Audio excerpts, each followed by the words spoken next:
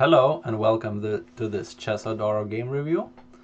This was a blitz game, 3+2, between 1200 rated players on lichess. Student is playing black, so my advice would be definitely play longer time controls, for such level, at least 10+5 or longer. It will improve your thinking process and calculation. Okay, and student also wrote to me, I like playing fast games since they are simpler. I know I made some mistakes here, but I was mostly just thinking about positioning most of the game, which I feel was okay. I know I won on time, which kind of sucks, but that was just the best game played tonight. Okay, well, please play longer time controls, as I said, than blitz, and try maybe 10+5 at the minimum, and I would like that you send me more of the games where you struggle, mostly, and maybe even lost, because we learn most from these type of games. Win is fine, it's very fun to win, but usually from win we can take just little things. Okay, so e4, game started, c5 Sicilian, knight c6, and opponent played bishop c4. So this is often played at lower levels, I would say, this move, to kind of skip theory, just simple development.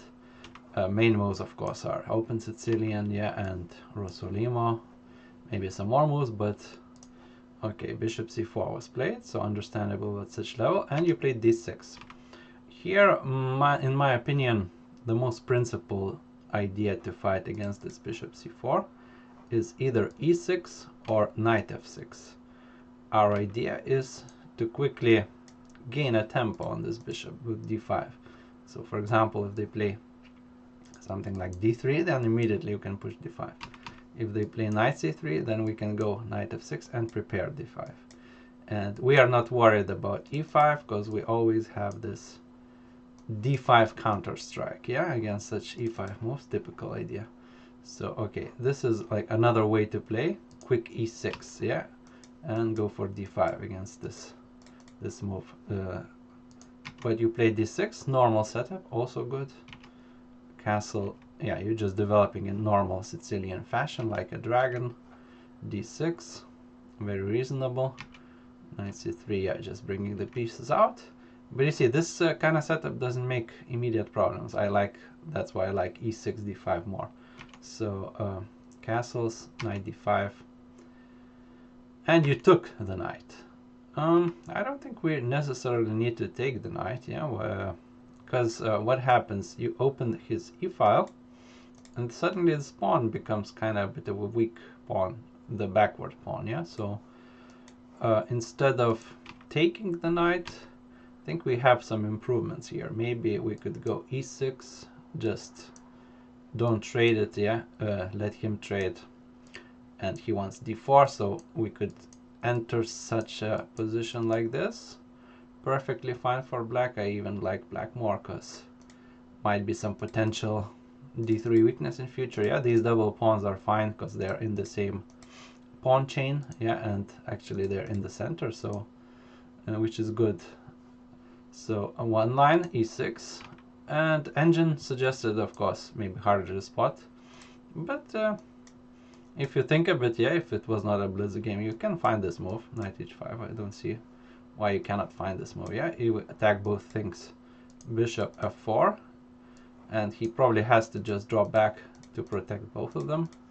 So then you can kick the knight, and you can prepare typical b5, gaining space on the queen side, which is fine for black with around equal play.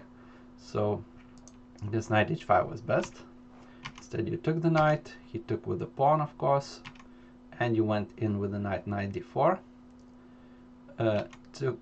If he takes the knight, it's kind of similar what happened in the game, around equal position, I would say. Okay, he went c3 instead. You took, he took. Now you went bishop d7. You could also prepare b5 like this. If he stops it, then a very typical continuation how to prepare b5 is b6, rook b8, and b5 then, Why do we play b6?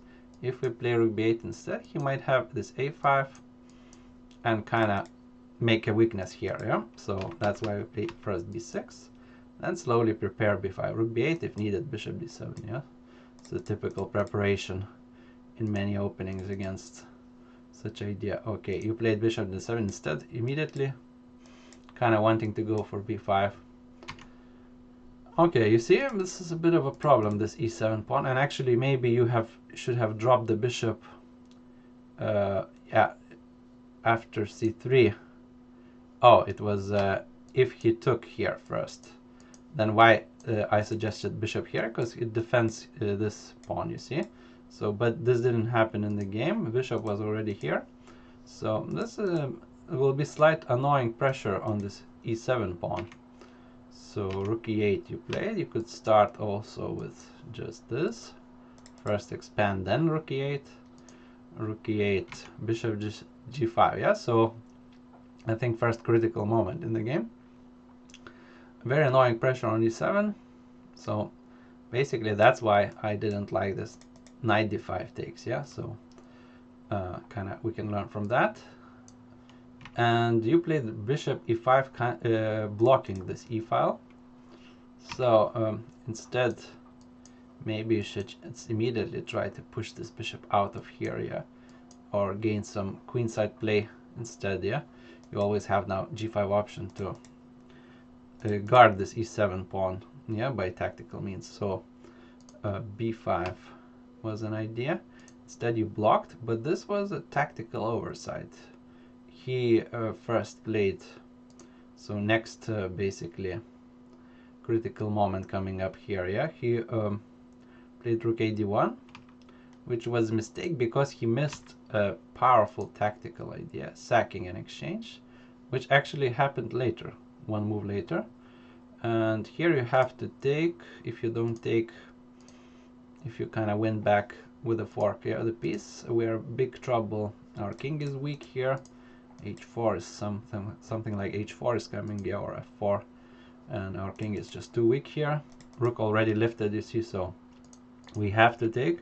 But then he goes d6, opening up these pieces, yeah, pinning e7, and we would be similar, it will be similar trouble like in the game happened, where he wins this e7 pawn with big initiative for white. So he kind of missed this, yeah, tactic, but then you also gave him a second chance, which he used. So here I think we should, instead of a6, we should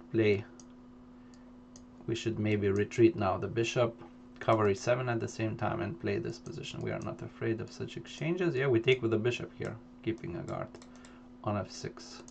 So instead you went a6. Totally unnecessary move. Yeah, if you want b5, you can immediately play b5. I don't see why you need a6. Yeah, so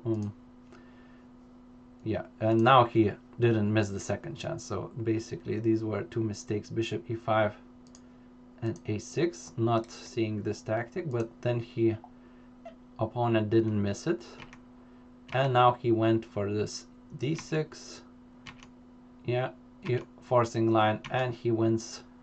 What he sacked in exchange for a pawn, but this pawn is super annoying and powerful here, and king is kind of opening up.